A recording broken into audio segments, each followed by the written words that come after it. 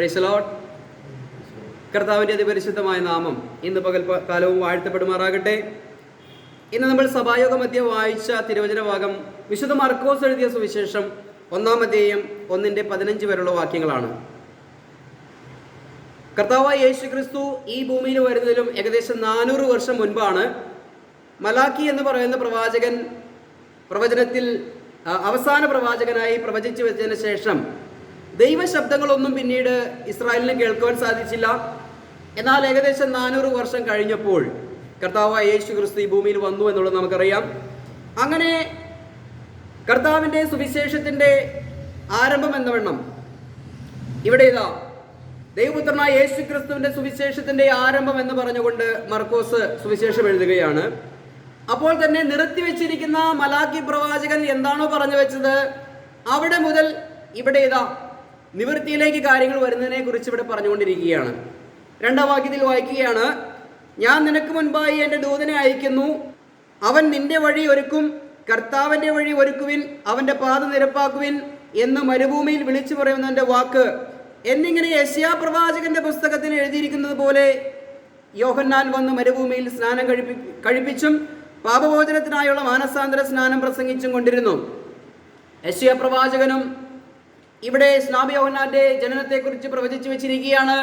അപ്പോൾ തന്നെ മലാക്കി പ്രവാചകനും സ്നാപക യോഹന്നാന്റെ പ്രഭാഷണത്തെക്കുറിച്ച് അല്ലെങ്കിൽ കർത്താവിന് മുൻപ് വഴിയൊരുക്കുന്നവനെ കുറിച്ച് രേഖപ്പെടുത്തി വെച്ചിരിക്കുകയാണ്. അങ്ങനെ പ്രവാചകന്മാരുടെ നിവൃത്തി, ആ വാക്കുകളുടെ നിവൃത്തി എന്നവണ്ണം ഇവിടെ ഇതാ സ്നാപക യോഹന്നാൻ കർത്താവായ യേശു ക്രിസ്തുവിന് മുൻപായി വന്ന് മാനസാന്തരത്തിന്റെ സുവിശേഷം പ്രസംഗിക്കുകയാണ്. അപ്പോൾ തന്നെ അതിന്റെ 15-ാം വാക്യത്തിലേക്ക് വരുമ്പോൾ അവിടെ ഇതാ, എന്നാൽ യോഹന്നാൻ തടവിലായ ശേഷം യേശു ഗലീലയിൽ ചെന്ന് ദൈവരാജ്യത്തിന്റെ സുവിശേഷം പ്രസംഗിച്ചു. എന്നിട്ട് പറയുകയാണ്, കാലം തികഞ്ഞു, ദൈവരാജ്യം സമീപിച്ചിരിക്കുന്നു, മാനസാന്തരപ്പെട്ട സുവിശേഷത്തിൽ വിശ്വസിപ്പിൻ എന്ന് പറഞ്ഞു. അപ്പോൾ കർത്താവായ യേശു ക്രിസ്തു ഈ ലോകത്തിലേക്ക് വന്നതിന്റെ ഒരു ഉദ്ദേശം എന്തായിരുന്നു? ദൈവരാജ്യം സ്ഥാപിക്കുക. അപ്പോൾ ദൈവരാജ്യത്തിലേക്ക് ആരൊക്കെ പ്രവേശിക്കും? പ്രവാചകന്മാർ എഴുതി വെച്ചിട്ടുണ്ട്, നിർമ്മലമായ കരങ്ങളുള്ളവനും അല്ലെ നിർമ്മലമായ ഹൃദയങ്ങളുള്ളവനും അന്യായമായ ലാഭം കൊതിക്കാത്തവനും, ഇങ്ങനെ നിരവധിയായ കാര്യങ്ങളെ കുറിച്ചിട്ട് പറഞ്ഞിട്ട് പറയുകയാണ്, അങ്ങനെയുള്ളവർ ദൈവസന്നിധി നിൽക്കും. അപ്പോൾ ദൈവരാജ്യത്തിൽ പ്രവേശിക്കണമെങ്കിൽ ഒരു മാനസാന്തര അനുഭവവും കാര്യങ്ങളൊക്കെയും വേണമായിരുന്നു. അതുകൊണ്ടാണ് മാനസാന്തരത്തിന്റെ പ്രസംഗം പ്രസംഗിച്ച് യോഹന്നാൻ കർത്താവായ യേശു ക്രിസ്തുവിന് മുൻപോടിയായി വന്ന് കാര്യങ്ങളെ പറഞ്ഞ് മനസ്സിലാക്കി. അപ്പോഴിതാ യോഹന്നാനെ പിടിച്ച് തടവിലിട്ടു. അതിനുശേഷം കർത്താവായ യേശു ക്രിസ്തു മർക്കോസ് എഴുതിയ സുവിശേഷം 1-15 പറയുകയാണ്, ദൈവരാജ്യം സമീപിച്ചിരിക്കുന്നു. അപ്പോൾ തന്നെ പറയുകയാണ്, കാലം തികഞ്ഞു, ദൈവരാജ്യം സമീപിച്ചിരിക്കുന്നു. ഇന്നത്തെ നമ്മുടെ ഈ സന്ദേശത്തിന്റെ ചിന്ത എന്ന് പറയുന്നത് ദൈവരാജ്യം സമീപിച്ചിരിക്കുന്നു, കാലം തികഞ്ഞിരിക്കുന്നു എന്ന് പറഞ്ഞപ്പോൾ ഒരു പ്രത്യേക കാര്യത്തിന് വേണ്ടിയുള്ള കാലം തികഞ്ഞിരിക്കുന്നു, ഇതാ അത് വരാൻ പോകുന്നു, ദൈവരാജ്യം ഇതാ സ്ഥാപിതമാകാൻ പോകുന്നു എന്ന് കർത്താവ് പറഞ്ഞു തുടങ്ങിയ ഈ ദൈവരാജ്യം 2000 വർഷങ്ങൾക്ക് മുൻപാണ് കർത്താവ് അത് പറഞ്ഞതല്ലേ. എന്നാൽ ഈ ദൈവരാജ്യം ഇന്ന് എവിടെ പോയി, അല്ലെങ്കിൽ 1000 ആണ്ട് ഇന്ന് എവിടെ പോയി എന്നുള്ളത് ചിന്തിക്കുമ്പോൾ നമുക്ക് ഈ മെസ്സേജിന് നമുക്കൊരു തലക്കെട്ട് കൊടുക്കാം. അതായത് രാജ്യത്തിന്റെ സുവിശേഷത്തിന് വന്ന കാലതാമസവും ക്രിസ്തുവിന്റെ ശരീരമാകുന്ന സഭയുടെ പണിയും. അല്ലെങ്കിൽ മറ്റൊരു വിധത്തിൽ ചിന്തിച്ചാൽ ദൈവരാജ്യത്തിന് അല്ലെങ്കിൽ 1000 ആണ്ടിന് എന്തുകൊണ്ട് കാലതാമസം വന്നു, ഇതാണ് നമ്മൾ ചിന്തിക്കാൻ പോകുന്നത്. 2000 വർഷങ്ങൾക്ക് മുൻപ് കർത്താവ് എന്താ പറഞ്ഞത്? കാലം തികഞ്ഞു, ദൈവരാജ്യം സമീപിച്ചിരിക്കുന്നു. ആ ആഹ്വാനം ഏറ്റെടുത്തുകൊണ്ട് തന്റെ ശിഷ്യന്മാരും 12 അപ്പോസ്തലന്മാരും കർത്താവ് ഏൽപ്പിച്ചു കൊടുത്ത ദൈവദാസന്മാരും ഒരുമിച്ച് ഈ രാജ്യത്തിന്റെ സുവിശേഷം ഇങ്ങനെ പറഞ്ഞുകൊണ്ടിരുന്നു അല്ലേ. ഇതാ ദൈവരാജ്യം സ്ഥാപിക്കാൻ പോകുന്നു. അത് കേട്ട് ആഹ്വാനം ഏറ്റെടുത്ത പത്രോസ് പ്രസംഗിച്ചു. അങ്ങനെ അനേകരും മാനസാന്തരപ്പെട്ടു. അങ്ങനെ അനേകരും രക്ഷയിലേക്ക് കടന്നു വന്നു, ദൈവരാജ്യത്തിലേക്ക് കടന്നു വന്നു. അപ്പോൾ കുറച്ച് മുന്നോട്ട് പോയപ്പോൾ അവര് കർത്താവിന്റെ ഉപദേശപ്രകാരം നിങ്ങൾക്കുള്ളതെല്ലാം വിറ്റ് ദരിദ്രർക്ക് കൊടുക്കാനുള്ള ഉപദേശപ്രകാരം അവരെല്ലാം വിറ്റ് ദരിദ്രർക്ക് കൊടുത്ത്, അല്ലെങ്കിൽ അവർക്കുണ്ടായ സ്വത്തൊക്കെ വിറ്റ് അപ്പോസ്തലന്മാർക്ക് കാൽക്കൽ വെച്ചു. എന്നിട്ട് ഇതെല്ലാം എല്ലാവർക്കും വീതിച്ചു കൊടുത്തു. കാരണം എന്താ? ദൈവരാജ്യം ഇതാ ഉടൻ വരാൻ പോവുകയാണ്.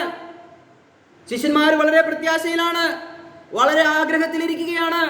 എന്ന് പറഞ്ഞാൽ ആ തലമുറയിൽ തന്നെ 1000 ആണ്ട് എന്ന് പറയുന്ന ഒരു വ്യവസ്ഥ അവിടെ തുടങ്ങണമായിരുന്നു. ആ കാര്യങ്ങൾക്ക് വേണ്ടി വട്ടം കൂട്ടി ഇന്ന് 2000 വർഷമായിട്ടും 1000 ആണ്ട് എന്ന് പറയുന്ന സംഭവത്തിലേക്ക് എത്തിപ്പെടാൻ കഴിഞ്ഞിട്ടില്ല. അപ്പോൾ എന്തുകൊണ്ടാണ് ഇതാ സമീപിച്ചിരിക്കുന്നു എന്ന് കർത്താവ് പറഞ്ഞ ഈ ദൈവരാജ്യം ഇതുവരെയും വന്നില്ല? അല്ലെങ്കിൽ 1000 ആണ്ട് യഹൂദിന് കൊടുത്ത വാഗ്ദത്ത പ്രകാരമുള്ള ഈ 1000 ആണ്ട് എന്തുകൊണ്ട് ഇവിടെ സംഭവിച്ചില്ല? 2 പത്രോസ് 3-ാം അധ്യായം. അപ്പോൾ പത്രോസ് കുറച്ച് കഴിഞ്ഞപ്പോൾ എന്താ പറഞ്ഞത്? എന്തോ ഒരു കാലതാമസം ഇതിനെ നേരിടുകയാണ് എന്നാണ് പത്രോസിന്റെ വാക്കിൽ നമുക്ക് മനസ്സിലാക്കാൻ സാധിച്ചത്. കർത്താവായ യേശുക്രിസ്തു എന്താണ് പറഞ്ഞത്? കാലം തികഞ്ഞു, ദൈവരാജ്യം സമീപിച്ചിരിക്കുന്നു, മാനസാന്തരപ്പെടുവിൻ, നമുക്കതിലേക്ക് കയറാൻ പോവുകയാണ് എന്ന് പറഞ്ഞ 2000 കൊല്ലം കഴിഞ്ഞ് സംഭവിക്കുമെന്നല്ല കർത്താവ് പറഞ്ഞത്. ആസന്നമായി തന്നെ കർത്താവിന്റെ ആ കാലത്ത് തന്നെ ക്രൂശ് മരണത്തിന് ശേഷം കർത്താവ് പോയി മടങ്ങി വരുമ്പോൾ യഹൂദന്റെ പീഡാകാലത്തിനൊടുവിൽ കർത്താവ് മടങ്ങി വന്ന് ദൈവരാജ്യം സ്ഥാപിക്കണം. അത് അന്ന് തന്നെ സംഭവിക്കേണ്ട കാര്യമായിരുന്നു. എന്നാൽ അത് ഏറ്റെടുത്ത് പത്രോസും കൂട്ടരും പ്രസംഗിക്കുകയാണ്. പ്രസംഗം കേട്ട് എല്ലാവരും തനിക്കുണ്ടായിരുന്ന സ്വത്തുവകയെല്ലാം വിറ്റ് ദരിദ്രർക്ക് കൊടുക്കും, അപ്പോസ്തലന്മാർക്ക് കൊണ്ടു കൊടുത്ത് അവരെല്ലാവർക്കും വീതിച്ചു കൊടുത്ത്. കാരണം എന്താ? ഇനി അധികം സമയമില്ല, കർത്താവ് ഇതാ വരികയാണ്. അങ്ങനെ ഇരിക്കുമ്പോൾ കർത്താവ് വരുന്നില്ല. കർത്താവ് വരാതായപ്പോൾ സഭാവിശ്വാസികൾ ചോദിക്കാൻ തുടങ്ങി, എന്തുകൊണ്ടാണ് കർത്താവ് വരാൻ താമസിക്കുന്നത്? കർത്താവ് വരുന്നില്ലല്ലോ, ഇപ്പോൾ വരുമെന്ന് പറഞ്ഞിട്ടല്ലേ ഞങ്ങൾ ഇതെല്ലാം വിറ്റ് ദരിദ്രർക്ക് കൊടുത്തത് അല്ലേ? ഇതൊക്കെ നമ്മൾ കണക്ക് കൂടി ഒന്ന് ചിന്തിക്കണം കേട്ടോ, അല്ലേ? പത്രോസ് പറയുകയാണ്, പത്രോസിന്റെ ആഹ്വാനം പോലെ ഇന്ന് ഞാൻ പറയുകയാണ്, ദൈവരാജ്യം സമീപിച്ചിരിക്കുന്നു, കർത്താവ് അതേ ഉടനെ വരുന്നു, അതുകൊണ്ട് എന്ത് ചെയ്യണം? നിങ്ങൾ ദരിദ്രർക്ക് ഇതെല്ലാം വിറ്റ് ദരിദ്രർക്ക് കൊടുത്തോ, നിങ്ങൾക്ക് സ്വർഗത്തിൽ പ്രതിഫലമുണ്ട് എന്ന് പറഞ്ഞ് നിങ്ങൾ അതെല്ലാം ചെയ്തു എന്ന് കരുതുക. 1 വർഷം കഴിഞ്ഞു, 2 വർഷം കഴിഞ്ഞു, 3 വർഷം കഴിഞ്ഞു, 10-20 വർഷം കഴിഞ്ഞു, കർത്താവ് വരുന്നില്ല. അപ്പോൾ നിങ്ങൾ എന്നോട് ചോദിക്കില്ലേ, കർത്താവ് ഉടനെ വരുമെന്ന് പറഞ്ഞിട്ടല്ലേ ഞങ്ങൾ ഇതെല്ലാം വിറ്റ് ദരിദ്രർക്ക് കൊടുത്തത്? ഇപ്പോഴിതാ കർത്താവ് വരുന്നില്ല. അപ്പോൾ പത്രോസ് പറയുകയാണ്, തന്റെ വാഗ്ദത്തം ദൈവം നിവർത്തിക്കും. അപ്പോൾ എന്താണ് സംഭവിച്ചത്? ഒരു കാലതാമസം ഇവിടെ വരുന്നു എന്നുള്ള ഒരു ധ്വനി പത്രോസിന്റെ ആ വാക്കുകളിൽ നമുക്ക് കാണാം. കാരണം ഒരല്പം കാലതാമസമുണ്ട്. പിന്നെ അതിനെക്കുറിച്ച് വിശദീകരിക്കുകയാണ്, കർത്താവിന്റെ ഈ ക്ഷമ, ദീർഘക്ഷമ, ഈ ഒരു കാലത്തിനുള്ള ഒരു താമസം അതെല്ലാവരുടെയും രക്ഷാകരമായ ഒരു കാര്യമാണ് എന്നൊക്കെ പറഞ്ഞ് പത്രോസ് ആ സമൂഹത്തോട് പറഞ്ഞു കൊടുക്കുകയാണ്. പത്രോസ് പറയുകയാണ്, ഇവിടെ പറയുകയാണ്, കർത്താവിന്റെ ദീർഘക്ഷമ രക്ഷാകരമെന്ന് നിങ്ങൾ വിചാരിക്കണം. അങ്ങനെ തന്നെ നമ്മുടെ പ്രിയ സഹോദരനായ പൗലോസും തനിക്ക് ലഭിച്ച ജ്ഞാനത്തിന് തക്കവണ്ണം നിങ്ങൾക്കും അതിനെക്കുറിച്ച് സംസാരിക്കുന്ന സകല ലേഖനങ്ങളിലും എഴുതിയിട്ടുണ്ടല്ലോ, അവയിൽ ഗ്രഹിപ്പാൻ പ്രയാസമുള്ള ചിലതുണ്ട്. അപ്പോൾ ഇതിനിടയിൽ കൂടെ ദൈവത്തിന്റെ ചില പ്രവൃത്തികൾ മൂലം, ദൈവത്തിന്റെ ചില ഇടപാടുകൾ മൂലം ദൈവരാജ്യത്തിനൊരൽപ്പം സാവകാശം നേരിട്ടുകൊണ്ടിരിക്കുന്നു. നമ്മുടെ പ്രിയ സഹോദരനായ പൗലോസിന് ദൈവം ചില ജ്ഞാനങ്ങളെ വെളിപ്പെടുത്തി കൊടുത്തിട്ടുണ്ട് എന്നൊക്കെ പത്രോസ് ഇങ്ങനെ പറയുകയാണ്. അപ്പോൾ ഇതാ സമീപിച്ചിരിക്കുന്നു എന്ന് പറഞ്ഞു തുടങ്ങിയ ആ സുവിശേഷം കാലതാമസം നേരിടുന്നു എന്ന് പത്രോസ് എഴുതി വെക്കുമ്പോൾ അതിന്റെ കാരണം എന്താണ് എന്ന് പൗലോസ് രേഖപ്പെടുത്തി വെച്ചിരിക്കുകയാണ്. റോമാലേഖനം 11:25 വാക്യത്തിൽ വായിക്കുകയാണ്, സഹോദരന്മാരെ, നിങ്ങൾ ബുദ്ധിമാന്മാരാണെന്ന് നിങ്ങൾക്ക് തന്നെ തോന്നാതിരിപ്പാൻ ഈ രഹസ്യം അറിയാതിരിക്കരുത് എന്ന് ഞാൻ ആഗ്രഹിക്കുന്നു. അപ്പോൾ ഇവിടെ പറയുകയാണ്, ഒരു പ്രത്യേക രഹസ്യം അത് നിങ്ങൾ അറിയാതിരിക്കരുത് എന്ന് ആഗ്രഹിച്ചിട്ട് പറയുകയാണ്, ജാതികളുടെ പൂർണ്ണസംഖ്യ ചേരുവോളം ഇസ്രായേലിന് അംശമായി കാഠിന്യം ഭവിച്ചിരിക്കുന്നു. എന്നിട്ട് പറയുകയാണ്, ഇങ്ങനെ ഇസ്രായേൽ മുഴുവനും രക്ഷിക്കപ്പെടും, വിടുവിക്കുന്നവൻ സിയോനിൽ നിന്ന് വരും, അവൻ യാക്കോബിൽ നിന്ന് അഭക്തിയെ മാറ്റും. ഞാൻ അവരുടെ പാപങ്ങളെ നീക്കുമ്പോൾ ഇത് ഞാൻ അവരോട് ചെയ്യുന്ന നിയമം എന്ന് എഴുതിയിരിക്കുന്നുവല്ലോ. സുവിശേഷം സംബന്ധിച്ച് അവർ നിങ്ങൾ നിമിത്തം ശത്രുക്കൾ. ഇവിടെ പറഞ്ഞു കേട്ടോ, യഹൂദന് വാഗ്ദത്തം കൊടുത്ത ദൈവരാജ്യം പ്രസംഗിച്ച് വന്ന് ഒടുവിൽ പൗലോസ് പറയാണ്, നിങ്ങളൊരു ഒരു മിസ്റ്ററി മനസ്സിലാക്കാതെ പോകരുത്, ഒരു ഇടയിൽ സംഭവിച്ചൊരു കാര്യം നിങ്ങൾ തിരിച്ചറിയാതെ പോകരുത് എന്ന് പറഞ്ഞിട്ട് പറയുകയാണ്, ജാതികളുടെ കാലം പൂർണ്ണമായതിനു ശേഷം എന്ത് ചെയ്യും? ദൈവം വീണ്ടും ഈ യഹൂദന്റെ രക്ഷാപദ്ധതിയിലേക്ക് തിരിയും എന്നുള്ളത് ഇവിടെ പറഞ്ഞ് മനസ്സിലാക്കി കൊടുക്കുകയാണ്.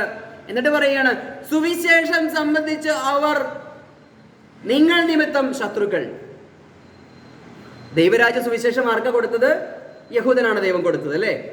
എന്നാൽ ഇവിടെ പറയുകയാണ്, സുവിശേഷ സംബന്ധമായി അവർ ശത്രുക്കളായി തീർന്നു. അതെങ്ങനെയാണ് സംഭവിച്ചത്? പൗലോസിലൂടെ വെളിപ്പെട്ട ഈ മിസ്റ്ററി ഗോസ്പൽ പ്രകാരം, ഈ സുവിശേഷം ജാതികൾക്ക് വേണ്ടി ദൈവം കൊടുത്തിരിക്കുന്ന ഈ സുവിശേഷ പ്രകാരം ഇപ്പോൾ യഹൂദന്മാർ എന്താണ്? ദൈവത്തിന്റെ ശത്രുക്കളെ പോലെ ആയിരിക്കുകയാണ്. അവരുടെ പദ്ധതിയിലേക്ക് ദൈവം തിരിഞ്ഞിട്ടില്ല. കാരണം എന്താ? യഹൂദൻ ഇത് തിരസ്കരിച്ചു കളഞ്ഞപ്പോൾ നമുക്കറിയാം, അനേകം വാക്യങ്ങളുടെ എടുത്ത് പരിശോധിക്കുമ്പോൾ യഹൂദന് തിരസ്കരണം നമുക്ക് കാണാൻ സാധിക്കുന്നുണ്ട്. അപ്പോൾ ദൈവരാജ്യം ഉടനെ വരുന്നുവെന്ന് പ്രസംഗിച്ചു തുടങ്ങിയ കർത്താവ് അത് ഏറ്റെടുത്ത് പ്രസംഗിച്ച പത്രോസ് ഉടനെ വരുന്നുവെന്ന് പറഞ്ഞ് ആ വിശ്വാസ സമൂഹം മുഴുവൻ അതിനുവേണ്ടി ജാഗരിച്ചു. എന്നാൽ അല്പം കഴിഞ്ഞ് പത്രോസ് പറയുകയാണ്, അല്പം കാലതാമസം നേരിടുന്നു, അത് നമ്മുടെ പൗലോസിന് ലഭിച്ച വെളിപ്പാട് നിമിത്തമാണ്. അപ്പോൾ തന്നെ പൗലോസ് അതിന്റെ കാരണങ്ങൾ വ്യക്തമാക്കുകയാണ്. നിങ്ങൾ ബുദ്ധിമാന്മാരാണെന്ന് നനയ്ക്കരുത്, ഈ മർമ്മം നിങ്ങൾ മനസ്സിലാക്കണം. ഇതിനിടയിൽ സംഭവിച്ച കാര്യം വാസ്തവമായി നിങ്ങൾ മനസ്സിലാക്കണം. ഇസ്രായേലിന് അംശമായി കാഠിന്യം ഭവിച്ചിരിക്കുകയാണ്. അവരുടെ പദ്ധതിക്ക് കാലതാമസം വന്നിരിക്കുകയാണ്. ഇനി ജാതികളുടെ പൂർണ്ണസംഖ്യ ചേർന്ന് കഴിഞ്ഞാൽ മാത്രമാണ് യഹൂദന്മാരിലേക്ക് ദൈവം വീണ്ടും തിരികുകയുള്ളൂ. അവർക്ക് വേണ്ടി ദൈവം വീണ്ടും വരും. യാക്കോബിൽ നിന്ന് അഭക്തിയെ മാറ്റും. അവർക്ക് ദൈവം വാഗ്ദത്തം ചെയ്ത പദ്ധതി ദൈവം നടപ്പിലാക്കും. Price the Lord. ഇതാണൊരു മർമ്മം എന്ന് പറയുന്നത്. നമ്മൾ അവിടെ എവിടെയും വാക്യങ്ങൾ കാണുന്നുണ്ട്. ഇതിന്റെ സത്യാവസ്ഥ മനസ്സിലായില്ലെങ്കിൽ വാക്യങ്ങളെടുത്ത് എങ്ങനെ വേണമെങ്കിലും വ്യാഖ്യാനിക്കാം. പക്ഷേ ദൈവത്തിന്റെ വചനത്തിൽ ഇവിടെ അല്പം അവിടെ അല്പം, ഇത് സൂത്രത്തിന്മേൽ സൂത്രം, ചട്ടത്തിന്മേൽ ചട്ടം. ദൈവസന്നിധിയിൽ ഇരിക്കുന്നവർക്ക് ഇത് മനസ്സിലാക്കാൻ സാധിക്കുന്നു. ലോകത്തിന്റെ ഒഴുക്കൻ മട്ടിൽ പോകുന്നവർക്ക് ഇത് കാര്യങ്ങൾ മനസ്സിലാക്കാൻ സാധിക്കുകയില്ല. Price the Lord. ഇവിടെ ഇതാ ഈ ദൈവരാജ്യത്തെ കുറിച്ച് പ്രസംഗിച്ചു തുടങ്ങി. ആ മാർമിക സത്യത്തെക്കുറിച്ച് പൗലോസ് വെളിപ്പെടുത്തി. എന്നാൽ ഈ ദൈവരാജ്യം എപ്പോഴാണ് സ്ഥാപിതമാകുന്നത്? നമുക്ക് 1-2 വാക്യങ്ങളോട് വായിക്കാം. വെളിപ്പാട് പുസ്തകം 10:6 വാക്യം വായിക്കുകയാണ്. ആകാശവും അതിലുള്ളവയും ഭൂമിയും അതിലുള്ളവയും സമുദ്രവും അതിലുള്ളവയും സൃഷ്ടിച്ച നിത്യം ജീവിക്കുന്നവനായ ദൈവത്തിന്റെ നാമത്തിൽ ആണയിട്ടു, ഇനി കാലവിളംബം ഉണ്ടാവുകയില്ല. ഇനി കാലം ഉണ്ടാവുകയില്ല. ഇനി കാലതാമസം ഉണ്ടാവുകയില്ല. കണ്ടു? അപ്പോൾ എന്തോ ഒന്നിന് കാലതാമസം വന്നു എന്നല്ലേ വെളിപ്പാട് 10:6 7 പറഞ്ഞിരിക്കുന്നത്? ഈ കാര്യം തന്നെയാണ് നമ്മുടെ ചിന്താഗതി. എന്തുകൊണ്ട് ദൈവരാജ്യത്തിന് 1000 ആണ്ടിന് കാലതാമസം വന്നു? ഇതാ വരുന്നുവെന്ന് പറഞ്ഞു തുടങ്ങിയത് അല്പം കാലതാമസം വരുന്നുവെന്ന് പറയുന്നു. അതിന് കാരണം എന്തെന്ന് പൗലോസ് പറയുന്നു. വെളിപ്പാടിൽ യോഹന്നാന് വെളിപ്പെടുത്തി കൊടുത്തപ്പോൾ പറയുകയാണ്, ഇനി കാലതാമസം സംഭവിക്കുകയില്ല. ഇനി കാലതാമസമില്ല. താഴേക്ക് വായിക്കുകയാണ്. 7ാമത്തെ ദൂതൻ മുഴക്കാനിരിക്കുന്ന കാഹളധ്വനിയുടെ ദിവസത്തിൽ തന്റെ ദാസന്മാരായ പ്രവാചകന്മാരെ ദൈവം അറിയിച്ച രഹസ്യം നിവർത്തിയാകും. കണ്ടോ? തന്റെ പ്രവാചകന്മാരിലൂടെ അറിയിച്ച രഹസ്യം ദൈവം നിവർത്തിക്കും. അതിന് ഇനി കാലവിളംബം ഉണ്ടാവുകയില്ല. 7ാമത്തെ ദൂതൻ കാഹളമൂതുമ്പോൾ അത് സംഭവിക്കുമെന്നാണ് പറയുന്നത്. അപ്പോൾ 7ാമത്തെ ദൂതൻ കാഹളമൂതുമ്പോൾ എന്താണ് സംഭവിക്കുന്നത്? നമുക്ക് വെളിപ്പാട് പുസ്തകത്തിലേക്ക് ഒന്ന് കടന്നു വരാം. 7ാമത്തെ ദൂതൻ കാഹളമൂതുമ്പോൾ 11:15 വാക്യം, ലോകരാജ്യത്വം നമ്മുടെ കർത്താവിനും അവന്റെ ക്രിസ്തുവിനും ആയിത്തീർന്നിരിക്കുന്നു, അവൻ എന്നേക്കും വാഴുമെന്ന സ്വർഗത്തിൽ ഒരു മഹാഘോഷമുണ്ടായി. കണ്ടോ? 7ാമത്തെ ദൂതൻ ഊതുമ്പോഴാണ് ദൈവത്തിന്റെ പ്രവാചകന്മാർ പറഞ്ഞിരിക്കുന്ന കാര്യങ്ങൾ ഇനി നിവർത്തിക്കാൻ പോകുന്നത്. അതുകൊണ്ട് ഇനി കാലതാമസമില്ല എന്ന് പറയുന്നത്. 2025 നിൽക്കുന്ന നമ്മൾ ഒന്നും കൂടി കൃത്യമായിട്ട് മനസ്സിലാക്കുകയാണെങ്കിൽ, നമ്മുടെ കർത്താവിന്റെ മധ്യാകാശ വരവിന് ശേഷം യഹൂദന്റെ 7 വർഷത്തിന്റെ പീഡ ആരംഭിക്കും. അതിനുശേഷം ഇങ്ങനെ ആ മുദ്രകൾ 7ാമത്തെ മുദ്രയും പൊട്ടി, പിന്നീട് 1 2 3 4 5 6 കാഹളവും മുഴങ്ങി. അതിനുശേഷം 7ാമതൊരു കാഹളം മുഴങ്ങുമ്പോഴാണ് നിർത്തിവെച്ചിരിക്കുന്ന യഹൂദന്റെ വാഗ്ദത്ത പദ്ധതിയായ ദൈവരാജ്യം എന്ന് പറയുന്നത്, ദൈവം ഈ ലോകത്തിന്റെ ഭരണം ഏറ്റെടുക്കുന്നത്. അപ്പോഴാണ് ഇനി കാലതാമസം ഉണ്ടാവുകയില്ല എന്ന് പറയുമ്പോൾ 6ാമത്തെ കാഹളത്തിന് ശേഷം ജീവിക്കുന്ന മനുഷ്യർക്ക് മനസ്സിലാക്കാൻ എഴുതി വെച്ചിരിക്കുന്നതാ, ഇനി കാലതാമസമില്ല.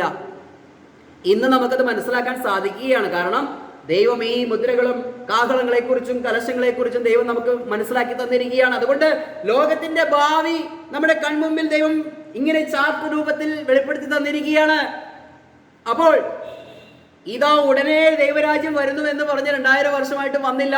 അപ്പോൾ ഈ 2000 വർഷത്തിന്റെ ഇടയിൽ ഒരു കാലതാമസം നേരിട്ടു. അതെന്തുകൊണ്ടാണ്? ജാതികൾക്ക് വേണ്ടിയുള്ള ഒരു സുവിശേഷം പൗലോസിനെ പരമേൽപ്പിച്ചു. അതിന്റെ പണി പൂർത്തീകരിക്കുമ്പോൾ നമ്മളെ റാപ്ചറാക്കി എടുക്കും. അതിനുശേഷം നിർത്തിവെച്ചിരിക്കുന്ന ദൈവരാജ്യം വീണ്ടും പുനരാരംഭിച്ച് ദൈവത്തിന്റെ പ്രവാചകന്മാർ പറഞ്ഞിരിക്കുന്നതിന് ഇനി കാലവിളംബമില്ലാതെ സംഭവിക്കാൻ പോകുന്നു. അത് 7ാമത്തെ ദൂതൻ കാഹളം ഊതുമ്പോൾ സംഭവിക്കുമെന്നാണ് പറഞ്ഞിരിക്കുന്നത്. നമ്മൾ കൂടെ കൂടെ പറയുന്നുണ്ട്, ഇന്ന് 5ാമത്തെ മുദ്ര പൊട്ടിയിരിക്കുന്ന സാഹചര്യത്തിൽ നമ്മൾ ഇവിടെ ആയിരിക്കുന്നത് അല്ലേ. 6ാമത്തെ മുദ്ര ഈ ആസന്ന ഭാവിയിൽ നമ്മുടെ തലമുറയിൽ പൊട്ടും. അപ്പോൾ റാപ്ചർ സംഭവിച്ച് നമ്മൾ ഇവിടുന്ന് മാറ്റപ്പെടും. പിന്നീട് 7ാമത്തെ മുദ്ര പൊട്ടി കാര്യങ്ങൾ പെട്ടെന്ന് 6ാമത്തെ 1 2 3 4 5 6 കാഹളങ്ങൾ മുഴങ്ങും. മനസ്സിലായോ? കാര്യങ്ങൾ ഇങ്ങനെ സംഭവിച്ച് 7ാമത്തെ കാഹളത്തിലേക്ക് എത്താൻ അധികം സമയമൊന്നും വേണ്ട പ്രിയമുള്ളവരെ. അന്ന് ഇതാ ദൈവരാജ്യം സമീപിച്ചിരിക്കുന്നു, മാനസാന്തരപ്പെട്ട് അതിലേക്ക് കടന്നോ, ഇതാ ദൈവരാജ്യം സ്ഥാപിക്കുന്നു എന്ന് പറയുന്നത് അന്ന് നിവർത്തീകരിക്കപ്പെടുവാനിടയായിത്തീരും. Praise the lord, hallelujah. അതിന്റെ 20ന്റെ 4ാം വാക്യത്തിൽ ഇങ്ങനെ വായിക്കുകയാണ്. വെളിപ്പാട് പുസ്തകം 20ന്റെ 4ാം വാക്യം. ഞാൻ ന്യായാസനങ്ങളെ കണ്ടു, അവയിൽ ഇരിക്കുന്നവർക്ക് ന്യായവിധിയുടെ അധികാരം കൊടുത്തു. യേശുവിന്റെ സാക്ഷ്യവും ദൈവവചനവും നിമിത്തം തല ഛേദിക്കപ്പെട്ടവരും മൃഗത്തെയോ അതിന്റെ പ്രതിമയെയോ നമസ്കരിക്കാതിരുന്നവരും നെറ്റിയിലും കൈമേലും അതിന്റെ മുദ്ര കൈക്കൊള്ളാതിരുന്നവരുമായവരുടെ ആത്മാക്കളെയും ഞാൻ കണ്ടു. അവർ ജീവിച്ച് 1000 ആണ്ട് ക്രിസ്തുവിനോട് കൂടി വാണു. Price the Lord. അവർ ജീവിച്ച് 1000 ആണ്ട് ക്രിസ്തുവിനോട് കൂടി വാണു. ഇത് എവിടെയാ നിവർത്തീകരിക്കപ്പെട്ടത്? അവർ ജീവിച്ച് 1000 സംവത്സരം കർത്താവിനോട് കൂടി വാഴാൻ പോവുകയാണ്. ഇത് എപ്പോഴാണ് സംഭവിക്കുന്നത്? ഈ 7ാമത്തെ കാഹളം ഊതുമ്പോൾ സ്വർഗത്തിലെ ദൈവം പറഞ്ഞിരിക്കുന്നത്, പ്രവാചകന്മാരിലൂടെ പറഞ്ഞിരിക്കുന്ന കാര്യം നിവൃത്തിയാകും. അതിനി കാലതാമസമില്ല എന്ന് പറഞ്ഞാൽ 1000 ആണ്ട് ദൈവരാജ്യം എന്ന് പറയുന്ന 1000 സംവത്സരം യഹൂദൻ തലയായിരുന്നു കൊണ്ടുള്ള ഈ ലോകത്തെ ഭരിക്കുന്ന അനുഗ്രഹിക്കപ്പെട്ടതായിട്ടുള്ളൊരു ദൈവരാജ്യം ഈ ഭൂമിയിൽ സ്ഥാപിതമാകും. Price the Lord. മനസ്സിലായോ? ഈ വാക്യങ്ങളെ കോർത്തിണക്കുമ്പോൾ മർക്കോസ് എഴുതിയ സുവിശേഷം അതിന്റെ 15ാം വാക്യം മുതൽ വെളിപ്പാട് 20ന്റെ 4 വരെയുള്ള കാര്യങ്ങൾ, അതിനിടയിൽ സംഭവിച്ച കാര്യങ്ങളൊന്ന് അപഗ്രഥിക്കുമ്പോൾ മാത്രമാണ് കൃത്യമായി ഈ ചരിത്രത്തിൽ എന്ത് സംഭവിച്ചു. ഇതാ വരുന്നു എന്ന് പറഞ്ഞ സംഭവം കാലതാമസം വന്നു. അതിനുശേഷം ഇതാ ദൈവത്തിന്റെ പദ്ധതികൾ ഓരോന്നായി നിവർത്തീകരിക്കപ്പെട്ട് നമ്മളെ റാപ്ചറാക്കി കൊണ്ടുപോയതിനു ശേഷം വീണ്ടും ഇവിടെ കാലവിളംബം ഇനി വരികയില്ല എന്ന് പറഞ്ഞതാ 20ന്റെ 4ാം വാക്യത്തിൽ 1000 ആണ്ടിനെ കുറിച്ച് പറഞ്ഞിരിക്കുകയാണ്. അപ്പോൾ വാഗ്ദത്തം ചെയ്തവൻ അല്പം താമസിക്കുന്നുവെങ്കിലും അത് രക്ഷാകരമാണ് എന്ന് പത്രോസ് പറയാനിടയായിത്തീർന്നു. എന്ന് പറഞ്ഞാൽ ഇതാ വരുന്നു എന്ന് പ്രസംഗിച്ച പത്രോസ് പറയുകയാണ്, അല്പം കാലതാമസം വരും.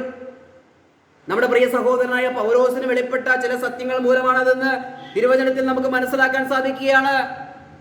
ഈ കാര്യം ഗ്രഹിപ്പിക്കുവാനാണ് പൗലോസ് പത്രോസിന്റെ അടുക്കൽ പോയിട്ട് ഞങ്ങൾ ജാതികളുടെ ഇടയിൽ പ്രസംഗിക്കുന്ന സുവിശേഷം ഇന്നതാണ് എന്ന് പറഞ്ഞ് പത്രോസിനെയും കൂട്ടരോട് രഹസ്യമായി കാര്യം അറിയിച്ചത്. അങ്ങനെ ദൈവരാജ്യ സംബന്ധമായിട്ടുള്ള സുവിശേഷം, 1000 ആണ്ടിന് സംബന്ധമായ സുവിശേഷത്തിന് അല്പം നിറത്തൽ ചെയ്യേണ്ട അവസ്ഥ വന്നു. കാരണം യഹൂദൻ ആ പദ്ധതി തിരസ്കരിച്ചു കളഞ്ഞു. എന്നാൽ ഇവിടെ നമ്മളോടുള്ള ബന്ധത്തിൽ റോമാലേഖനത്തിൽ പൗലോസ് ഒരു കാര്യം ഓർപ്പിക്കുകയാണ്. കൂടെ കൂടെ നമ്മൾ വായിക്കുന്ന ഒരു വാക്യമാണെങ്കിലും റോമാലേഖനം 11ാം അധ്യായത്തിന്റെ 21ാം വാക്യം. സ്വാഭാവിക കൊമ്പുകളെ ദൈവം ആദരിക്കാതെ പോയെങ്കിൽ നിന്നെയും ആദരിക്കാതെ വന്നേക്കും. Praise the lord. ഈ സ്വാഭാവിക കൊമ്പുകളെ ദൈവം ആദരിക്കാതെ ആ ദൈവരാജ്യത്തിന് എന്ത് പറ്റി? അവിടെ നിർത്തൽ ചെയ്തു. സ്വാഭാവിക കൊമ്പായ ഇസ്രായേലിനെ ദൈവം വെട്ടി. എന്നിട്ട് ഇവിടെ ജാതികൾക്ക് നൽകിയ ഈ സുവിശേഷത്തിന്റെ പ്രകാശനത്തിൽ നിൽക്കാതെ അതിനെ അതിലംഘിച്ച് മുന്നോട്ട് പോകുന്നവരോട് പൗലോസ് പറയുകയാണ്. എന്താണ് ഇവിടെ പറയുന്നത്? സ്വാഭാവിക കൊമ്പുകളെ, ദൈവരാജ്യം എന്ന പദ്ധതിയെ ദൈവം ആദരിക്കാതെ വെട്ടിക്കളഞ്ഞുവെങ്കിൽ കൃപായുഗത്തിൽ വെളിപ്പെട്ട കൃപയുടെ സുവിശേഷത്തെയും അത് നമ്മൾ തിരസ്കരിച്ച് കളഞ്ഞാൽ നിന്നെയും ആദരിക്കാതെ നിന്നെയും വെട്ടിക്കളഞ്ഞുകൊണ്ട് യഹൂദനിലേക്ക് ദൈവം വീണ്ടും തിരിയുമെന്നാണ് ഈ പറയുന്നതിന്റെ സാരം. Price the Lord. മനസ്സിലായോ? ഇന്ന് കേരളക്കരയിൽ ആകെ ചുരുക്കം പേർക്ക് മാത്രമേ ഈ സത്യങ്ങൾ മനസ്സിലാക്കുന്നുള്ളൂ. റോമാലേഖനം 12 പറയുന്നില്ലേ? അതിന്റെ 1 മുതൽ 2 വരെയുള്ള വാക്യങ്ങൾ വായിക്കുകയാണ്. സഹോദരന്മാരെ, ഞാൻ ദൈവത്തിന്റെ മനസ്സറിവ് ഓർപ്പിച്ച് നിങ്ങളോട് പ്രബോധിപ്പിക്കുന്നത്, നിങ്ങൾ ബുദ്ധിയുള്ള ആരാധനയായി നിങ്ങളുടെ ശരീരങ്ങളെ ജീവനും വിശുദ്ധിയും ദൈവത്തിന് പ്രസാദവുമുള്ള യാഗമായി സമർപ്പിപ്പിൻ. ഈ ലോകത്തിന് അനുരൂപരാകാതെ നന്മയും പ്രസാദവും പൂർണ്ണതയുമുള്ള ദൈവഹിതം ഇന്നതെന്ന് തിരിച്ചറിയേണ്ടതിന് മനസ്സ് പുതുക്കി രൂപാന്തരപ്പെടുത്തുവിൻ. POC ബൈബിളിൽ വായിച്ചാൽ കുറച്ചുകൂടി വ്യക്തമാണ്. ദൈവത്തിന്റെ ഇഷ്ടം പൂർണ്ണമായി നിങ്ങൾക്ക് ഗ്രഹിക്കണമെങ്കിൽ ഈ ലോകത്തിന് അനുരൂപരാകാതെ ദൈവവചനത്തിന്റെ വ്യവസ്ഥയിൽ നിന്നുകൊണ്ട് നിങ്ങളെ തന്നെ സൂക്ഷിച്ചും നിങ്ങളെ തന്നെ വിശദീകരിച്ചും നിങ്ങൾ കൃത്യതയോടുകൂടി ദൈവസ്ഥലം നിൽക്കുക. അങ്ങനെ നിങ്ങൾക്ക് സകല സത്യങ്ങളും മനസ്സിലാക്കാൻ കഴിയുമെന്നാണ് അതിൻ്റെ മറ്റൊരർത്ഥം. Price the Lord. ഞാൻ ഈ പറഞ്ഞ സന്ദേശം എൻ്റെ പ്രിയമുള്ളവർക്ക് മനസ്സിലായോ? നമ്മൾ കൂടെ കൂടെ പറയുന്ന ഈ മിസ്റ്ററി ഗോസ്പലിനെ കുറിച്ചും പല നിലകളിൽ നമ്മൾ ചിന്തിച്ചിട്ടുണ്ട്. പക്ഷേ ഇതാ വരുന്നു എന്ന് പറഞ്ഞ ദൈവരാജ്യം കാലതാമസം വന്ന് ഭാവിയിൽ അത് നിവർത്തിക്കുന്ന ഒരു ചരിത്രം ബൈബിളിൽ രേഖപ്പെടുത്തി വെച്ചിരിക്കുകയാണ്. ഇത് സംഭവിക്കുകയില്ലേ? സ്വർഗത്തിലേക്കും സ്ഥിരമായിരിക്കുന്ന ദൈവത്തിന്റെ വചനം, ദൈവദാസന്മാരുടെ കാലാകാലങ്ങളിൽ പ്രോഗ്രസീവായി നൽകപ്പെട്ട തിരുവചനം, അത് നമ്മൾ പ്രോഗ്രസീവായി തന്നെ പഠിച്ചു വരുമ്പോഴാണ് അതാത് കാലങ്ങളിൽ അറിയിക്കേണ്ട സത്യങ്ങൾ ദൈവം നമ്മെ അറിയിക്കുന്നത്. ഒരു ഉദാഹരണം പറഞ്ഞാൽ, കർത്താവായ യേശുക്രിസ്തുവിന്റെ ജനനത്തെ കുറിച്ച് 800 വർഷങ്ങൾക്ക് മുൻപ് പ്രവാചകന്മാർ രേഖപ്പെടുത്തി വെച്ചു അല്ലെ? യേശുക്രിസ്തുവിന്റെ ജനനത്തെ കുറിച്ച് 1000 വർഷം മുൻപ് ജീവിച്ചിരുന്ന ദാവീദ് മുതൽ, അല്ലെങ്കിൽ 800 വർഷം മുൻപ് ജീവിച്ചിരുന്ന യെശയ്യാ പ്രവാചകൻ മുതൽ, അല്ലെങ്കിൽ നിരവധിയായിട്ടുള്ള പ്രവാചകന്മാർ മുഖാന്തരം യേശുക്രിസ്തുവിന്റെ ജനനത്തെ കുറിച്ച് പ്രവചിച്ചു വെച്ചു. പക്ഷേ യേശുക്രിസ്തു 2000 വർഷങ്ങൾക്ക് മുൻപ് ഇവിടെ പിറന്നപ്പോൾ ചില വ്യക്തി ജീവിതങ്ങളുടെ ജീവിതത്തിൽ ദൈവം ഇടപെട്ട് ആട്ടിടയന്മാർക്ക്, ജ്ഞാനികൾക്ക്, അതിനോട് ചുറ്റിപ്പറ്റി നിന്ന് കുറച്ചു പേർക്ക് വീണ്ടും ദൈവം എന്ത് ചെയ്യുകയാണ്? ലോകത്തിന്റെ രക്ഷകൻ ജനിച്ചിരിക്കുന്നു, ഇതാ പിള്ളക്കച്ചയിൽ പൊതിഞ്ഞ് ഒരു ശിശുവിനെ പുൽത്തൊട്ടിയിൽ കിടത്തിയിരിക്കുന്നു, ഇങ്ങനെയൊക്കെ പറഞ്ഞ് ചില കൂട്ടർക്ക് മാത്രം ഒരു വെളിപ്പാടുകൾ അല്ലേ? ചുരുക്കം പേർക്ക്, മറ്റാർക്കെങ്കിലും അത് വെളിപ്പെടുത്തി കൊടുത്തു. ഇന്ന് നമ്മെക്കുറിച്ചും നമ്മൾ ചിന്തിക്കുമ്പോൾ ഈ സ്വർഗീയ സത്യങ്ങൾ ദൈവം വെളിപ്പെടുത്തി തരാൻ ആഗ്രഹിച്ചിട്ട് നമുക്കത് വെളിപ്പെടുത്തി തന്നപ്പോൾ ചെറിയൊരു കൂട്ടമായി നമുക്കത് ഗ്രഹിക്കുവാൻ പറ്റി. മറ്റനേകർക്കത് മനസ്സിലാകുന്നില്ല. അന്നത്തെ കാലത്ത് യേശുക്രിസ്തു ജനിച്ചപ്പോൾ അന്നത്തെ മഹാപണ്ഡിതന്മാർക്കും പുരോഹിതന്മാർക്കും ഇത് മനസ്സിലായില്ല. പക്ഷേ സാധാരണ മനുഷ്യർക്ക് അത് മനസ്സിലായി. ദൈവം ആഗ്രഹിച്ച ചില വ്യക്തി ജീവിതങ്ങൾക്ക്, അല്ലെങ്കിൽ ദൈവത്തെ ആഗ്രഹിച്ചിരുന്ന ചില വ്യക്തി ജീവിതങ്ങൾക്ക് ആ പ്രവചനത്തിന്റെ നിവൃത്തിയായപ്പോൾ മാത്രം അത് വെളിപ്പെട്ടു. ഇന്ന് കർത്താവിന്റെ വരവ് ഏറ്റവും അടുത്തിരിക്കുന്ന സാഹചര്യത്തിൽ ഈ വെളിപ്പാട് പുസ്തകത്തിന്റെ മൊത്തത്തിലുള്ള ഒരു രൂപരേഖ ദൈവം നമ്മുടെ കണ്ണുകൾക്ക് കാണിച്ചു തന്നിരിക്കുകയാണ്. ഇനി കാലവിളംബം വരികയില്ല. 7ാമത്തെ ദൂതൻ ഊതാനിരിക്കുന്ന കാഹളം മുഴങ്ങുമ്പോൾ ദൈവത്തിന്റെ പ്രവാചകന്മാർ വഴി അരുളി ചെയ്ത കാര്യങ്ങൾ നിവൃത്തിയാകും. ഇനി കാലതാമസം ഇല്ല എന്നാ പറയുന്നത്. കാലതാമസം നേരിട്ട ആ ദൈവരാജ്യ പദ്ധതി കാലതാമസം നേരിടാതെ സംഭവിക്കുന്ന ഒരു സമയമുണ്ട്.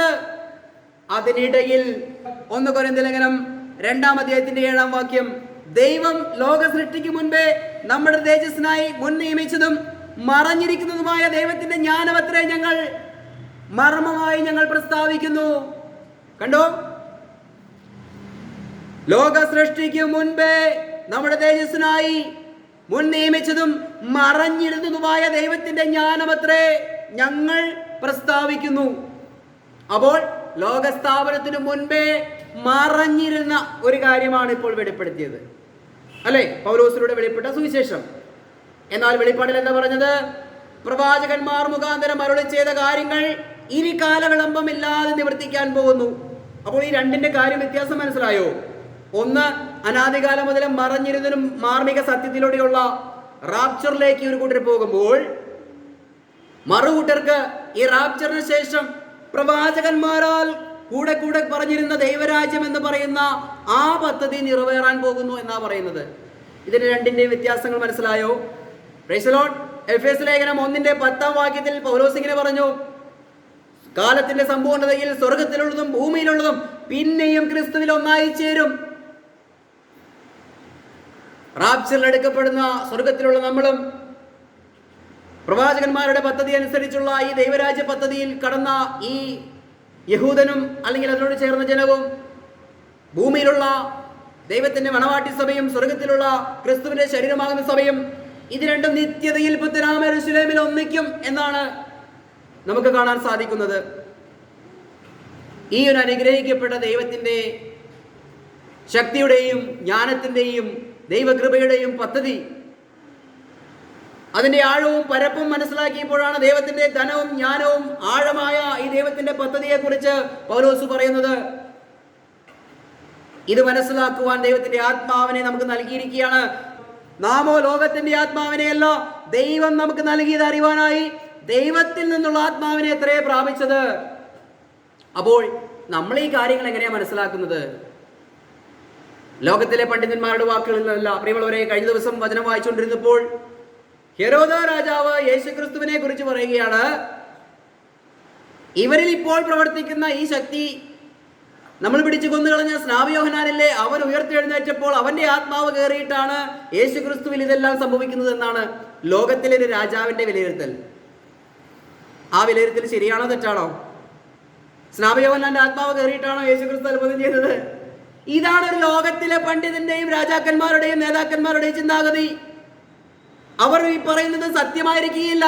അവരുടെ ബുദ്ധിയിൽ തോന്നുകയാണ് യോഹന്നാൻ കൊല്ലപ്പെട്ടു, അവന്റെ ആത്മാവാണ് ഇപ്പോൾ യേശു വന്നതെന്നാണ് ഒരു ലോകത്തിലെ നേതാവിന്റെ ചിന്താഗതി. പല രാഷ്ട്രീയ നേതാക്കന്മാരും സ്റ്റേജിൽ നിന്ന് പ്രസംഗിക്കുന്നത് കേട്ടിട്ടില്ലേ? നമ്മൾ പുളകിതരായി നിന്നിട്ടില്ലേ? ഓ, എത്രയോ നല്ല ഒരു പ്രസംഗമാണ് പ്രസംഗിക്കുന്നത്. പ്രിയമുള്ളവരെ, ആത്മാവില്ലാത്ത പ്രസംഗത്തിന്റെ പുറകെ നമ്മൾ ഓടാതെ, അല്ലെ, ജനം സമ്മതിച്ചിരിക്കുന്ന അല്ലെങ്കിൽ ജനത്തിന്റെ മുൻപിൽ അംഗീകരിക്കപ്പെടുന്ന ഒരു വ്യക്തികൾ വന്നുകൊണ്ട് എന്തെങ്കിലും പറഞ്ഞാൽ അതാണ് സത്യമെന്ന് വിചാരിക്കാനല്ല നമ്മൾ ഇരിക്കേണ്ടത്. ഹെരോദാവിനെ അംഗീകരിക്കുന്ന അനേകർ ഉണ്ടായിരുന്നിരിക്കാം, അല്ലേ? അപ്പോൾ ഹെരോദാവിന്റെ ഈ വാക്ക് കേട്ടിട്ട് ആൾക്കാരൊക്കെ ചിന്തിച്ചിട്ടുണ്ടാവും, ശരിയാണ്, സ്നാപക യോഹന്നാന്റെ ആത്മാവാണ് ഇപ്പോൾ യേശുവിലിരിക്കുന്നത് എന്ന് വിശ്വസിച്ച് കുറെ ആൾക്കാർ അവരുടെ പുറകിലും പോയിട്ടുണ്ടാകാം. അപ്പോൾ ലോകത്തിന്റെ വഞ്ചനയിലും നേതാക്കന്മാരുടെ, അതാ പറയുന്നത്, വചനത്തിൽ പറയുന്നുണ്ട്, ഈ ലോകത്തിന്റെ നാശോന്മുഖരായ നേതാക്കന്മാരുടെ ഉപദേശമല്ല ഞങ്ങൾ പറയുന്നത്, അനാദികാലം മറഞ്ഞിരുന്നതും ആ മാർമികമായിരുന്ന സത്യമാണ് ഞങ്ങൾ നിങ്ങളോട് അറിയിക്കുന്നതെന്നാണ് പൗലോസ് പറഞ്ഞത്. അപ്പോൾ അന്നത്തെ നേതാക്കന്മാരെ പോലെ തന്നെ ആത്മീയ ഗോളത്തിലുള്ള നേതാക്കന്മാരും രാഷ്ട്രീയ ഗോളത്തിലുള്ള നേതാക്കന്മാരും അല്ലെങ്കിൽ ലോകത്ത് പണ്ഡിതന്മാരെന്ന് പറയുന്ന നേതാക്കന്മാരും ഇങ്ങനെ ഓരോന്നും പറഞ്ഞുകൊണ്ടിരിക്കും. യേശുക്രിസ്തുവിനെ കുറിച്ചും ലോകത്തിന്റെ അന്ത്യത്തെക്കുറിച്ചും, അല്ലെ, ശാസ്ത്രലോകം എന്താണ് പറയുന്നത്? ലോകം ഇങ്ങനെ അവസാനിക്കും. അതെടുത്ത് പ്രസംഗിക്കുന്ന ഒരു വലിയ ദേവദാസൻ നമ്മുടെ ഇടയിലുണ്ട്, അല്ലെ? ശാസ്ത്രങ്ങൾ മാത്രം വെച്ചുകൊണ്ട് വചനം പ്രസംഗിക്കുന്ന ഒരു ദേവദാസൻ. അപ്പോൾ ഇങ്ങനെയുള്ള നാശോന്മുഖരായ ലോക നേതാക്കന്മാരുടെ ഉപദേശമല്ല നമ്മളെ രക്ഷിക്കുന്നത്. ദൈവത്തിന്റെ ആത്മാവിൽ വെളിപ്പെടുത്തി കൊടുത്ത ഈ സ്വർഗീയ സത്യമാണ് നമ്മുടെ കണ്ണുകൾക്ക് പ്രകാശമായിരിക്കേണ്ടത്. നമ്മൾ നോക്കേണ്ടത് ദൈവത്തിന്റെ വചനത്തിലാണ്, അല്ലാതെ ലോകത്തിലേക്ക് നോക്കിയിട്ടല്ല. ലോകത്തിലേക്ക് നോക്കണം. എങ്ങനെ? ഈ വചനത്തിന്റെ വെളിച്ചത്തിൽ ലോകത്തെ നോക്കി കാണണം. കർത്താവ് ചോദിച്ചില്ലേ, നിങ്ങൾ ആകാശം ചുമന്നിരിക്കുമ്പോൾ ഇന്നതുപോലെ സംഭവിക്കുന്നു, ആകാശം മേഘാവൃതമായിരിക്കുമ്പോൾ ഇന്നതുപോലെ സംഭവിക്കുന്നു. എങ്കിൽ കാലത്തിന്റെ ലക്ഷണങ്ങൾ മനസ്സിലാക്കാത്തതെന്ത്? നമ്മൾ എത്തി നിൽക്കുന്ന കാലഘട്ടം എന്തെന്ന് നമ്മൾ തിരിച്ചറിഞ്ഞിരിക്കണം. നമ്മൾ ഏത് കാലഘട്ടത്തിലായിരിക്കുന്നത്? ഒരിക്കൽ ഒരു ദേവദാസൻ പ്രസംഗിക്കുന്നത് കേട്ടു, നമ്മൾ ദൈവരാജ്യത്തിലേക്ക് പോകാനുള്ളവരാണ്, അതുകൊണ്ട് 7 വർഷത്തെ പീഡാകാലത്തെ എങ്ങനെ അതിജീവിക്കാം എന്ന് ഞങ്ങൾ നിങ്ങളെ പഠിപ്പിച്ചു തരാമെന്ന് പറഞ്ഞുകൊണ്ട് അനേകായിരങ്ങളെ കൂട്ടി 7 വർഷത്തെ പീഡാകാലം എങ്ങനെ അതിജീവിക്കാം എന്ന് പഠിപ്പിച്ചുകൊണ്ടിരിക്കുക. കാലലക്ഷണങ്ങൾ അവർക്ക് മനസ്സിലാകുന്നില്ല. നാം എത്തി നിൽക്കുന്ന കാലഘട്ടം എന്താണ്? പീഡാകാലം ഇസ്രായേലിനോടുള്ള ബന്ധത്തിലാണ് ഉള്ളതെന്നും ക്രിസ്തുവിന്റെ ശരീരമായ സഭയ്ക്ക് പീഡയുമായി യാതൊരു ബന്ധവുമില്ല എന്നുള്ളതും വചനത്തിൽ തെളിവായി രേഖപ്പെടുത്തി വെച്ചിരിക്കെ എങ്ങനെ 7 വർഷത്തെ അതിജീവിക്കാം എന്ന് പറഞ്ഞ് പഠിപ്പിക്കുന്ന ഒരു വലിയ സമൂഹം, അല്ലെങ്കിൽ ഇന്നും ശനിയാഴ്ച മാത്രമേ ആരാധന കഴിക്കാവൂ എന്ന് പറഞ്ഞു നടക്കുന്ന ഒരു സമൂഹം, ഇതൊന്നും അറിയാതെ കുറെ ആൾക്കാർ വിഗ്രഹത്തിന്റെ പുറകെ ദൈവത്തിനെ ആരാധിച്ചുകൊണ്ട് നടക്കുന്ന ഒരു സമൂഹം, കാലലക്ഷണങ്ങൾ തിരിച്ചറിയുവാൻ, ദൈവം വെളിപ്പെടുത്തി തന്നിരിക്കുന്ന ഈ മാർമിക സത്യം ഗ്രഹിക്കുവാൻ ദൈവത്തിന്റെ പരിശുദ്ധാത്മാവുള്ളവർക്കേ കഴിയൂ. ദൈവം അതാത് കാലങ്ങളിൽ ദൈവത്തിന്റെ പദ്ധതി അനുസരിച്ച് ചുരുക്കം ചില വ്യക്തികൾക്ക് അത് വെളിപ്പെടുത്തി കൊടുത്തിട്ടുണ്ട്. ഞാൻ ഓർപ്പിച്ചല്ലോ, യേശുക്രിസ്തുവിന്റെ ജനന സമയത്ത് ചുരുക്കം പേർക്ക് അത് വെളിപ്പെടുത്തി കൊടുത്തു. ഓരോരോ കാലഘട്ടത്തിലും നിവർത്തിക്കപ്പെടേണ്ട സത്യങ്ങളെ ചിലരെ ദൈവം ഗ്രഹിപ്പിക്കുന്നു. ദാനിയേലിന്റെ കാലത്ത് ആ നബൂഖദ്നേസർ ഭരിച്ചുകൊണ്ടിരുന്നപ്പോൾ വരാനിരിക്കുന്ന ലോക സാമ്രാജ്യങ്ങളെ കുറിച്ച് ഒരു മനുഷ്യന് വെളിപ്പെടുത്തി കൊടുത്തു. അത് അവർക്ക് മാത്രമേ അറിയുള്ളായിരുന്നു, മറ്റുള്ളവർക്ക് അത് അറിയുകയില്ല. ഇതുപോലെ തന്നെ ഈ സ്വർഗീയ സത്യങ്ങൾ, നമ്മുടെ ചിന്ത എന്താണ്? 1000 ആണ്ട് എന്ന് പറയുന്ന ദൈവരാജ്യത്തിന് എന്തുകൊണ്ട് കാലതാമസം വന്നു? ഇപ്പോൾ എന്റെ പ്രിയപ്പെട്ടവർക്ക് മനസ്സിലായോ എന്തുകൊണ്ട് കാലതാമസം വന്നു? ദൈവരാജ്യം ഇതാ വരുന്നു എന്ന് പറഞ്ഞ് പ്രസംഗിച്ചു. പക്ഷേ അതിൻ്റെ യഹൂദന്മാരുടെ തിരസ്കരണം മൂലം ദൈവം അനാദികാലം മുതലേ മറച്ചു വെച്ചിരുന്നൊരു സത്യം വെളിപ്പെടുത്തി കൊടുത്തു. അതിൻ്റെ പണി പൂർത്തീകരിച്ചാൽ, നമ്മളെ ഇവിടുന്ന് ചേർത്ത് കഴിഞ്ഞാൽ വീണ്ടും ആ പദ്ധതി തുടരുമെന്നും 7ാമത്തെ കാഹളം മുഴങ്ങുമ്പോൾ ദൈവം തന്റെ ദാസന്മാരിലൂടെ പറഞ്ഞ ആ ദൈവരാജ്യം നിവർത്തിക്കപ്പെടുമെന്നും വചനത്തിൽ എഴുതി വെച്ചിരിക്കുകയാണ്. അത് കാലത്തിന്റെ ആ തികവിൽ, ആ സമയത്ത് അത് സംഭവിക്കുക തന്നെ ചെയ്യും. ഇതിൻ്റെ ഓവർ വ്യൂ ആയിട്ടുള്ള ഒരു പിക്ചർ ദൈവം നമ്മുടെ ഹൃദയത്തിൽ തന്നിരിക്കുകയാണ്. ഒരു സ്ട്രക്ചർ അല്ലെങ്കിൽ ഒരു കൃത്യതയായിട്ടുള്ള ഒരു രൂപരേഖ ദൈവം നമ്മുടെ കണ്ണുകൾക്കും ഹൃദയങ്ങൾക്കും നൽകി നമ്മളെ പ്രകാശിപ്പിച്ചിരിക്കുകയാണ്. ഈ ഒരു വ്യക്തതയുള്ളവർക്ക് കൃത്യമായി കാര്യങ്ങൾ മനസ്സിലാക്കാൻ സാധിക്കും. അപ്പോൾ ദൈവത്തിന്റെ പരിശുദ്ധാത്മാവുള്ളൊരു മനുഷ്യന് ഈ ദൈവവചനം വിടർത്തുമ്പോൾ ഇതിന്റെ കാര്യകാരണ സഹിതം ഓരോ കാര്യങ്ങളും വ്യക്തമായി മനസ്സിലാക്കുകയാണ്. ഞാനിപ്പോൾ പറഞ്ഞൊരു സ്ട്രക്ചർ വർക്ക് മാത്രമാണ്. ഇതിൻ്റെ ഉള്ളിൽ സൂക്ഷ്മമായ ഒത്തിരി വശങ്ങളുണ്ട്. സൂക്ഷ്മമായ ഒത്തിരി കാര്യങ്ങൾ ചിന്തിക്കുമ്പോൾ ഇത് എത്രയോ സത്യവും കൃത്യവുമായി ദൈവം കൃത്യതയോടെ ചെയ്യുന്നുവെന്ന് നമുക്ക് മനസ്സിലാക്കാൻ സാധിക്കും. Price the Lord. അതുകൊണ്ട് കാലതാമസം നേരിട്ടിരിക്കുന്ന ദൈവരാജ്യം നിവർത്തിക്കുക തന്നെ ചെയ്യും. പക്ഷെ അതിന് കാരണമായിട്ടുള്ള ഈ കൃപയുടെ സുവിശേഷത്തിന്റെ പരിപൂർണത കർത്താവിന്റെ മധ്യാകാശ വരവിൽ നമ്മൾ ചേർക്കപ്പെടുന്നത് വരെ ആദ്യം പറഞ്ഞ ദൈവരാജ്യം പൂർണ്ണമാകാൻ സാധിക്കുകയില്ല. എന്നാൽ ഈ രണ്ട് പണിയും പൂർത്തീകരിച്ചു കഴിയുമ്പോൾ ബൃഹത്തായിട്ടുള്ളൊരു ദൈവരാജ്യം ദൈവം ഇവിടെ സ്ഥാപിക്കും. അതെങ്ങനെയാണ്? സ്വർഗവും ഭൂമിയും തൊട്ടു നിൽക്കുന്ന പുത്തനാം യെരൂശലേമിൽ ക്രിസ്തുവിന്റെ ശരീരമാകുന്ന സഭയും മണവാട്ടി സഭയുമായിരിക്കുമ്പോൾ അങ്ങനെ സ്വർഗത്തിലും ഭൂമിയിലും നിറഞ്ഞു നിൽക്കുന്ന ഒരു പുതിയ ആകാശത്തിലും പുതിയ ഭൂമിയിലേക്കും ഇറങ്ങി വരുന്ന ഒരു പട്ടണത്തോടുകൂടെ ദൈവത്തിന്റെ ബൃഹത്തായ ദൈവരാജ്യം സ്ഥാപിതമാകും. ഒരു കാര്യം കൂടി പറയട്ടെ, ദൈവരാജ്യം എന്ന് പറയുമ്പോൾ 1000 ആണ്ട് എന്ന് മാത്രമാണ് ചിലർക്ക് ചിന്ത, അല്ലെങ്കിൽ മറ്റുള്ള ചില കാര്യങ്ങൾ മാത്രമാണ് ചിലർക്ക് ചിന്ത. എന്നാൽ ബൃഹത്തായ ഒരു ദൈവരാജ്യം. ഇന്ന് ഇസ്രായേലിനെ കുറിച്ച് പറയുമ്പോൾ അവരുടെ ദേശം ഒന്ന് ബൃഹത്താക്കാൻ നോക്കുകയാണ്. അവരുടെ ബുദ്ധി കൊണ്ടും കഴിവുകൊണ്ടും ഇസ്രായേലിന്റെ വിശാല ഇസ്രായേലിനെ കെട്ടിപ്പടുത്താൻ നോക്കുകയാണ് മനുഷ്യർ. പക്ഷെ ദൈവത്തിന്റെ ഉദ്ദേശം അതല്ല. ദൈവത്തിന് ബൃഹത്തായ ഒരു ദൈവരാജ്യമാണ് ആഗ്രഹിക്കുന്നത്. ബോഡി ഓഫ് ക്രൈസ്റ്റും ബ്രൈഡ് ഓഫ് ക്രൈസ്റ്റും ചേർന്ന് ശേഷിക്കുന്ന ജാതികളെയും കൂട്ടി ഇവിടെ ദൈവം സ്ഥാപിക്കാൻ പോകുന്ന ദൈവരാജ്യം എന്ന് പറയുന്ന ബൃഹത്തായ രാജ്യം. ആ രാജ്യത്തിൽ എല്ലാം സമാധാനത്തിലാണ്, നിത്യതയാണ്, മരണമില്ലാത്ത അവസ്ഥയാണ്, സന്തോഷമുള്ള അവസ്ഥയാണ്. ഇന്ന് ഈ ഭൂമിയിൽ കാണുന്ന ഒരു കഷ്ടവും അവിടെ ആ ദൈവരാജ്യത്തിൽ ഉണ്ടായിരിക്കുകയില്ല. ആ നിത്യ ദൈവത്തിന്റെ രാജ്യത്തിൽ നിത്യമായും വസിക്കുവാൻ വേണ്ടിയിട്ട് ദൈവം ഈ പദ്ധതികളൊക്കെയും ഒരുക്കിയത് എന്ന് നമ്മുടെ കണ്ണു തുറന്ന് കാണേണ്ട ഒരു സമയമാണ്. ഹല്ലേലൂയ. ദൈവമായ കർത്താവ് സഹായിക്കട്ടെ. ദൈവം എന്തെങ്കിലും കാര്യങ്ങൾ ഹോൾഡ് ചെയ്തിട്ടുണ്ടെങ്കിൽ അത് നിവൃത്തിയിലേക്ക് കൊണ്ടുവരും. അപ്പോൾ തന്നെ ദൈവം എന്തെങ്കിലും ചെയ്യാൻ ആഗ്രഹിച്ചിട്ടുണ്ടെങ്കിൽ അത് കൃത്യമായി ചെയ്യും.